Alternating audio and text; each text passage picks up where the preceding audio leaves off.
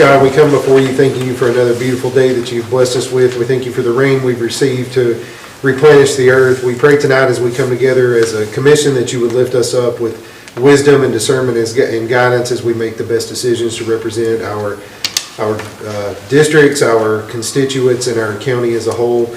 We pray that you would forgive us of all of our sins. We thank you for your Son and the sacrifice that was made there on the cross. We pray that you would continue to bless us as a community and as a nation. It's all this we ask in your Son's name. Amen. I pledge allegiance to the flag of the United States of America and to the republic for which it stands, one nation, under God, indivisible, with liberty and justice for all. Roll call. Lenny Selby. Chris Brington. Here. Kane Rogers. Here. Derek Hutchings. Here. TK Austin. Here. Dakota White. Here. David Cranford. Larry Daniels. Here. Kyle Goff. Here. Becky Golden. Here. Robert McCormick. Here. Roger Mason. Here. Jordan Cope. Thomas Markison. I have 11 present, 3 absent. All right, we do have a quorum. All right, number 5 on the agenda, approval of spread of minutes from the consent calendar. Motion. I have a motion. Do I have a second? Second. Do we have any further discussion? All right, roll call. Or we can do it. All in favor? Aye. Any opposed? Motion carries. All right, next I will ask the chairman of the committees to stand up and give us a brief introduction about the resolutions that we're going to pass tonight, or that's going to be voted on tonight. We'll start, we don't have anything from Committee A, so we'll go to number 6 on the agenda, Committee B. We've got 2 resolutions out of Committee B. Commissioner Mason, would you give a brief description on those 2, please? Yeah, so Resolution 240425 is a resolution expressing support for license plate reader equipment acquisition and the program. The resolution states that the County Commission supports White County Sheriff's Office acquisition of license plate reader equipment and the implementation of a program to use the equipment to reduce crime victimization and more rapidly locate missing and abducted persons. And this is all within the Sheriff's Department's budget through drug fund and other means, so no additional cost to the county. And then 320425, I'll try to summarize this as best I can. It's lengthy. Basically, the way I understand it, there was an issue with not particularly our EMS service, but maybe other EMS services showing up to the hospital. And if a patient didn't have the means to financially support the transport, then the EMS service was leaving and Cookeville Regional was having to find alternate means of transport and whatnot. So I don't think it was necessarily an issue with us. However, basically they've decided to enter into an agreement with the surrounding areas that states that if somebody is in a position where they can't financially pay for the transportation, then Cookeville Regional they have a fund to back it up and pick up that coverage. So really it helps us, even though we weren't doing it, we weren't denying the transportation.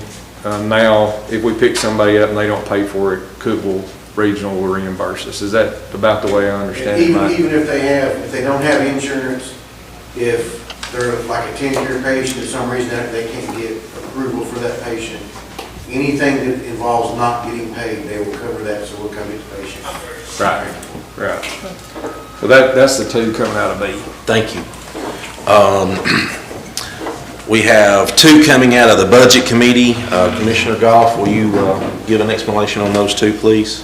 Yes, sir. We have 2 resolutions, 2504, 2025, and 2604, 2025, coming from the Budget Committee.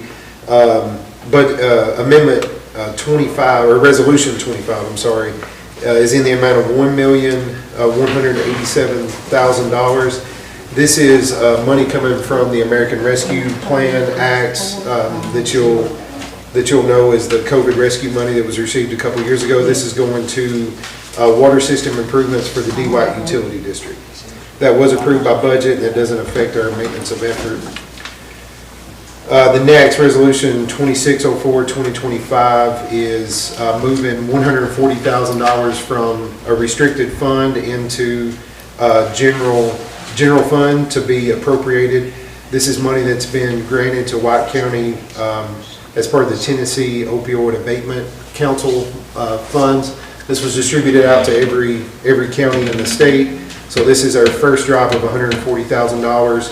This is just appropriating the funds in the general fund so we can move them appropriately. This isn't sending them to any specific entity.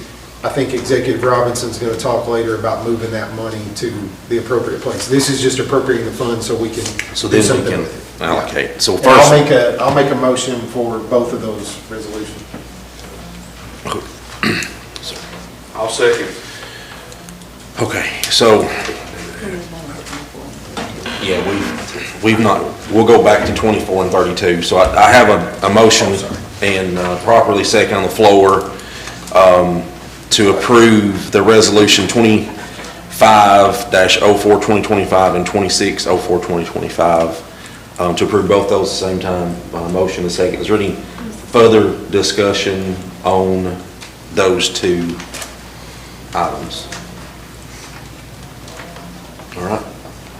Roll call vote. On 24? The motion was for both together. Okay. For which two together? I'm For sorry. Budget.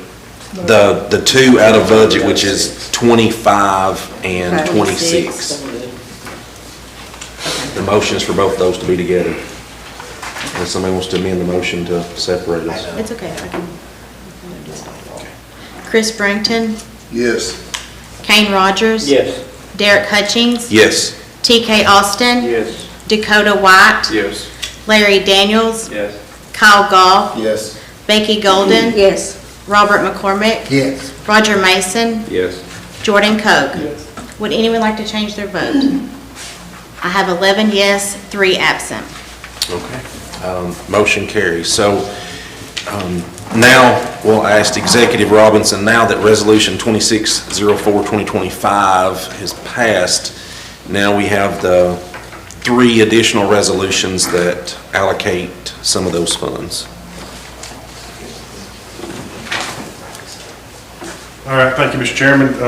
3 resolutions that come out for the money that you just appropriated is the first one will be in $50,000 for the Seeds of Hope, be awarding the grant for that. The second one, that's $50,000. The second one would be for the White County School System, $3,600, and the third being to the Tennessee Community Service Agency for $36,000. The way this is rolled up and what you are voting on now is through the end of the calendar year this year, through December 31st, 2025. Starting in probably October, November, we'll start going through the process again and to see how you want to appropriate the calendar year 2026 funds. But this is just through the end of this year. Where does that grant, where does it originate from? It's the opioid settlement lawsuit that came down, and the money came through the Tennessee's Opioid Abatement Council. They appropriate money out to the 95 counties based on population. Ours was 138,500 something, so we rounded up to 140 and appropriating that money out of there. And this money, we're getting close to the timeline on appropriating this. This is the 2023 year funding that we got. So next year for 26, we'll be appropriating 24 funding that we received. And I know Seeds of Hope has a representative here, and the Tennessee Community Service Agency has a representative here too. The school system does not. I can probably speak on that if y'all have any questions, but I'll leave that up to the chairman to see if y'all want to entertain any questions from me. So this is not all of the funds being appropriated, so there's still some funds setting out that are not being appropriated currently? Yes, and I'm anticipating those requests to be in for our next, I'll send it to steering committee B, Health and Safety, and then they'll make recommendations and then send it on to full court. And what's our timeline to approve all of this? So you said we're under a time crunch. What is that? The end of this month is when the first years are supposed to be allocated. We have applied for an extension on that. I don't anticipate any problem with that happening, but just to be safe. Okay. Thank you. I have questions. How did these amounts come about? Why are they so vastly different? Like, the school only got 3,600, we've got one with 50,000 and one with 36,000. How did the amounts, who appropriated those amounts, or who came up with those amounts? How were they We asked how determined? much they need to get them through the calendar year for their program, and that was the amounts they came up with.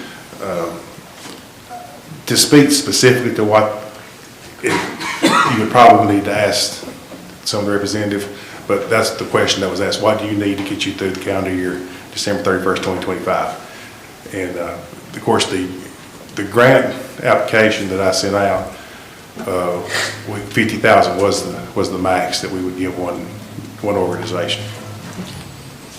So there was an application process to apply for these? There was an application process sent out, and unfortunately, Budget Committee, I think, is the only one actually got to see those this time due to the time restraints. We're hoping to have a better system set up for the 2025. And I don't know how in-depth y'all want to go with this. We started out with a committee of this, and it consisted of the Sheriff's Department, Police Department, General Sessions Judge, DA.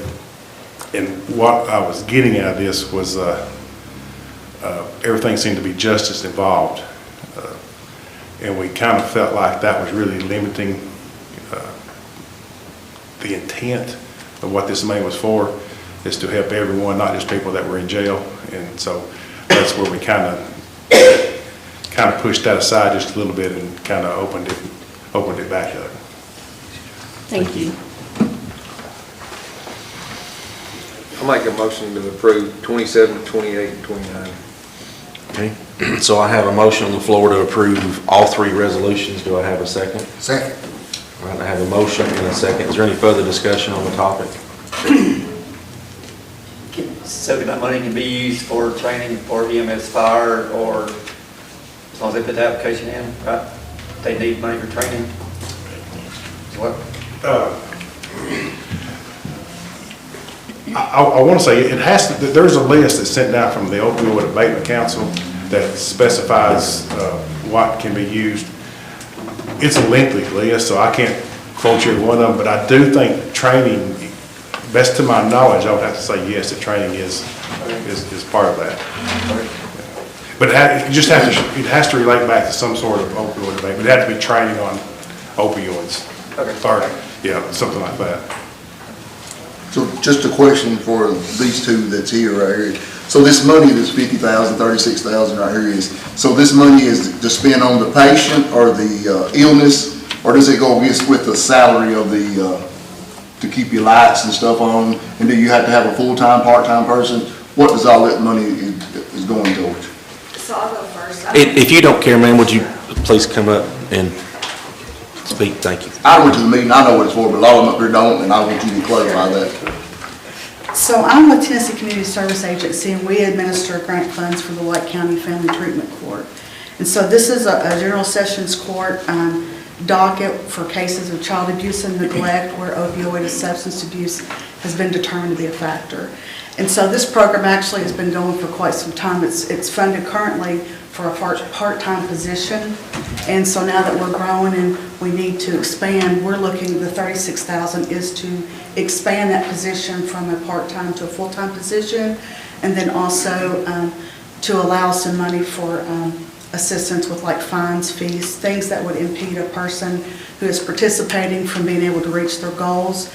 Our participants have cases of abuse and neglect, and so they're working through a DCS case, and so we're there to kind of help them navigate that while helping them get sober, providing them with faster treatment, connection to treatment, mental health, substance abuse treatment, intensive case management, while also providing judicial oversight to make sure children are protected. Just a variety of resources. We work with a lot of community partners, and that's what we're hoping to do, is to expand the community partnership. And a part-time person with this level of intensity has difficulty doing all of that and reaching out to other stakeholders. So that's our goal, is to make him a part-time person rather than a full-time person rather than a part-time person. In addition to that, as you all probably know, it's very difficult to get a really highly qualified and skilled person when you can't offer them, full-time work where they would have benefits and things like that.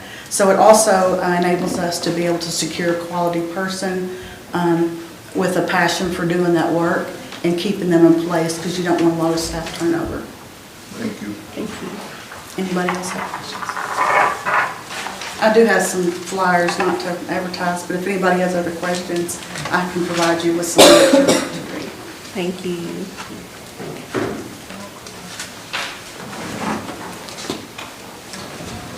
Well, I'm Tina Lomax, and I am with Seeds of Hope, and ours, for the majority of the $50,000, will be going back to the population that we serve. It is partially going for a salary, but the most of it will be done for what we do in-house. We have full on-site holistic care for the treatment of those suffering from the opiate crisis. I would just really like to just take a quick couple of minutes and read some testimonies from the people that we served. You can benefit from this, because these are the two that you witnessed as you came and visited us. Today is their 60th day of being clean. They got to me about 4 or 5 days after we opened our facility, but I'd just like to read this really quick. My name is Tyler. He's put his last name here. I don't care to give that out to you guys, but I'll leave that blank for the public. But my name is Tyler, and I'm writing this letter to share my personal journey, a journey that spans over 2 decades of my life. For 20 years, I lived under the grip of opiates. What started as a way to cope quickly became a cycle I couldn't break. Addiction robbed me of time, relationships, self-worth, and the ability to see a future of happiness. There were many times I thought I'd never find a way out, that I'd always be stuck in that darkness. But God had another plan for me. That plan came to life through Tina Lomax and her ministry of Seeds of Hope. Tina didn't just offer help, she offered understanding and a belief in me that I didn't see in myself. Through Seeds of Hope, I was introduced to a life rooted in faith, purpose, and healing. Tina has helped me see that through God's grace, recovery was not only possible, it was mine for the taking. Seeds of Hope gave me more than a second chance. It gave me a new beginning. Today, I am clean. I am living proof that no matter how far you fall, there's always a way back if you have the right support and open your heart to God. I'm forever grateful to everyone that has supported me and believed in me. Sincerely, Tyler. This next one. I've struggled with addiction to illicit drugs for a large majority of my adult life and adolescent life. Most recently, I was faced with the hardest addiction to overcome, by far, with the challengings of being homeless. Homelessness makes the already challenging obstacles of daily life feel nearly impossible, causing my drug use to spiral into a life-threatening addiction to fentanyl. When you're sleeping in and living out of your car, it's hard to find comfort in the small things. Using fentanyl was the way I was able to not only tolerate but become comfortable living my daily life confined to a small space of a Hyundai Elantra. I've struggled with addiction to fentanyl for over 3 years. I have already completed detox, come off of fentanyl twice with the help of Suboxone. However, coming off Suboxone is just as bad, if not worse, than the coming off of fentanyl, because it's causing me to run back to the illicit drug when I could not afford to go back to the doctor for the Suboxone. February of 2025, I was involved in a hit and run, a car accident where the semi-truck hit the side of my vehicle. While no one was injured, it left my vehicle undrivable, forcing me to take a hard look at what I was going to do for the next step of my chaotic drug-filled life. Since I was working to finance my daily drug use as an Uber Eats delivery driver, it was a terrifying realization that not only had I lost my means of supporting my crippling drug addiction, but my home as well. With nowhere else to go and nowhere to turn for a place to stay, Seeds of Hope offered me a place to go while I stepped into the most uncomfortable phase of the struggles of addiction, detox, cold turkey, which would have been impossible without Seeds of Hope giving me a place to go. While sleep was something I know wasn't going to come for a couple of weeks, rest was absolutely crucial in being able to overcome this addiction. Seeds of Hope gave me a place to rest my exhausted mind and restless body and slowly overcome the anxiety, exhaustion, and all other physical and mental dependencies I've had to fentanyl for the years without becoming dependent on another addictive drug, making lifelong sobriety feel like I can face. And this is a goal I began to work towards, Ashley. So we are making a difference with what we do, and my heart will always be for the people. I'll never come up here and ask you guys for money for just a salary. It is to serve the population. We are burying too many people to this addiction every day. Just this year, I've went to 7 funerals that have been from the opiate addiction. It's time it stopped, and I'm praying that this money is beneficial to all of those that are suffering through this crisis. So thank you all. Thank you, Tina. Mr. Chairman, can I say one more thing? Yes, sir. The reason I guess we're in such a rush and such a delay is my fault. I really struggled about how to best spend this money to have the best effect on the people of White County. I spoke with probably 30 different groups over White County and surrounding counties, and actually 2 counties over, trying to figure out what was best. Of course, everybody's pitch was, this is the way you fix it. So at the end of the day, when it finally got down to it, I broke this down into 3 categories. One being prevention, trying to prevent people from getting hooked on to start with. One being the justice-involved people that have been caught and going through the court system. The third being the people that are just addicted and have nowhere else to turn. So that was the 3 categories that I tried to divide this money up into and send out the application process. The big thing she talked about, what did you say, Suboxone? Suboxone. Maintenance drugs. And this may be something that y'all want to look at changing, but I wasn't comfortable with trading one drug for another. So in our application, that I said White County will not be paying for any drugs. We'll only be paying for services, labor and stuff to help people. We won't be funding another drug for another one. Now, I'm not saying that don't help people. I don't know. And that, y'all want to change that maybe the next year's plan. But that's the criteria that we looked at for this year and how we end up going the way we went. Thank you. Thank you. Any other discussion? So the funding period is calendar year?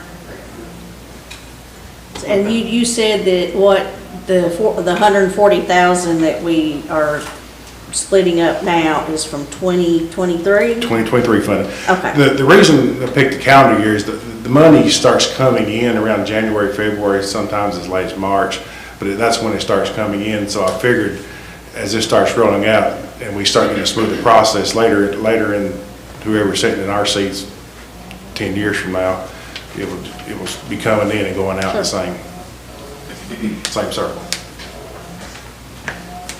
And this is recurring, we think? As far as getting the monies? It is recurring, but it does drop significantly from year to year. The first 4 or 5 years, it won't be that big of a drop, but after that, you'll start, because a lot of the settlements made by the companies, the suppliers, they paid one time. They just, this is our fine, this is what we're paying. Some of them have a payment system, and so the funds will continue for approximately 20 years. But by that 20th year, you're not looking at much money. We're going through the process. I told you I filed for an extension. We put in an application process. This is wanting them to look at this as kind of seed money to get the program up and going and get it established. Now, when I say seed money, we don't necessarily have to jerk it out in the next 2 or 3 years. We'll have at least 5 years of, I think, adequate funding, but after that, they'll need to start looking at ways to help supplement that Everyone has to reapply every year. Everyone has to reapply every year, yes, yes.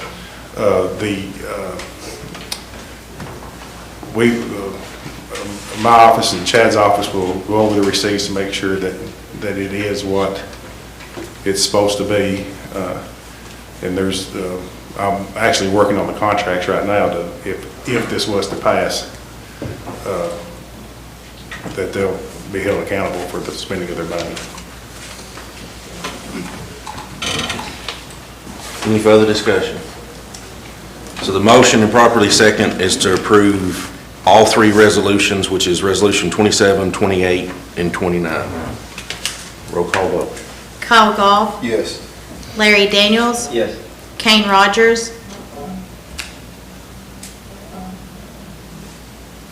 Yes. Chris Brington, Yes. Dakota White, Yes. Robert McCormick, Yes. Becky Golden, Yes. Derek Hutchings, Yes. Jordan Koch, Yes.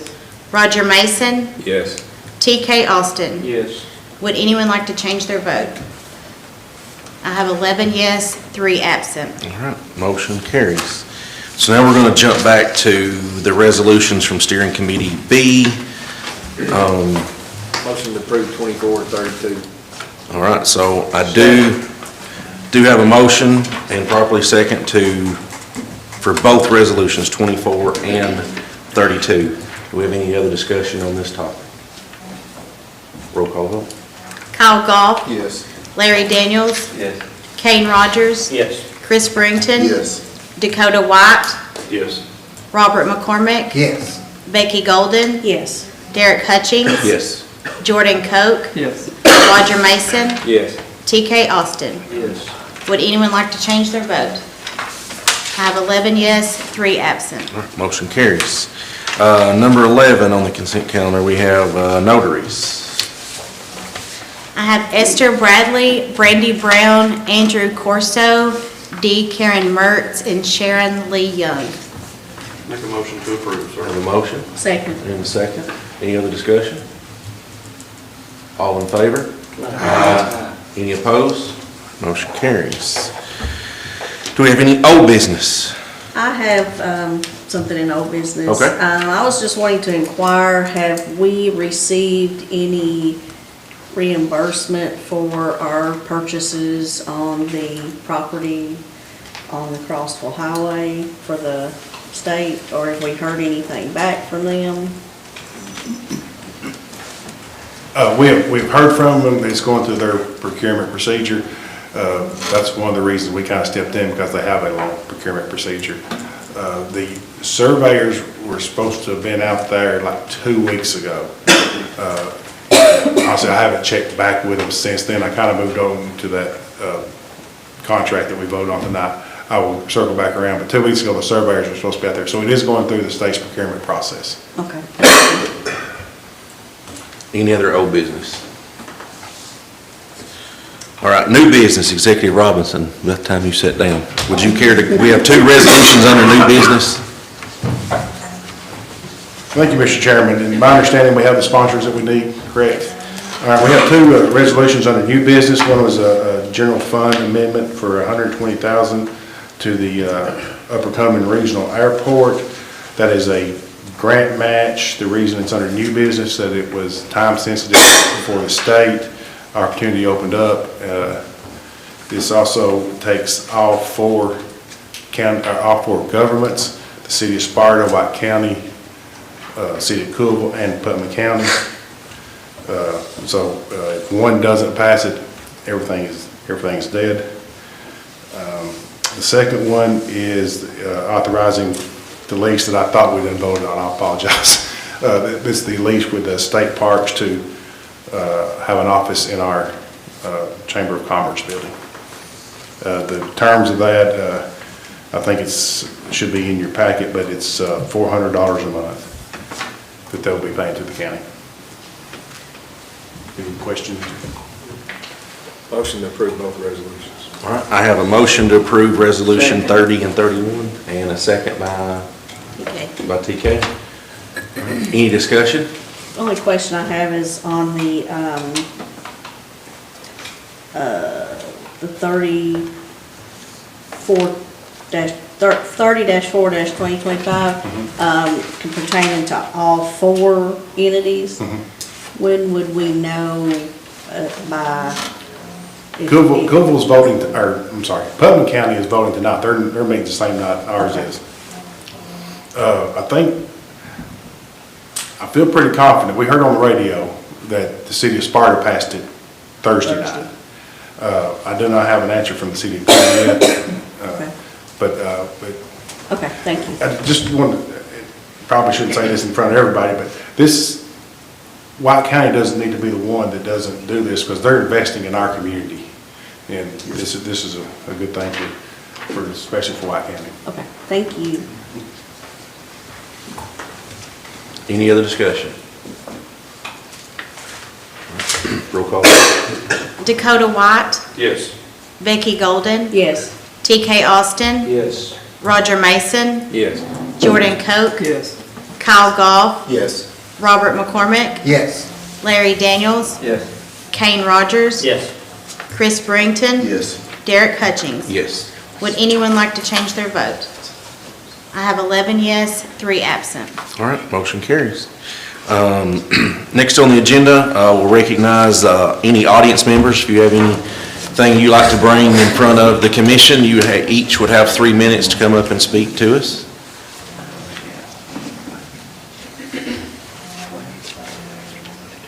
All right, no takers. I'll entertain a motion to adjourn. Motion to adjourn. Motion and second. All in favor?